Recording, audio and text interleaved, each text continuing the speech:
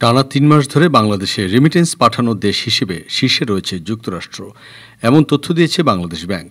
গত বছরের আগস্টে রাজনৈতিক পালাবদলের পর যুক্তরাষ্ট্র থেকে রেমিটেন্স আসা উল্লেখযোগ্য পরিমাণ বেড়েছে। ফলে দীর্ঘদিন থেকে রেমিটেন্স পাঠানোর তালিকায় শীর্ষে থাকা মধ্যপ্রাচ্যের দেশ সংযুক্ত আরব আমিরাতকে পেছনে ফেলেছে ইউএসএ।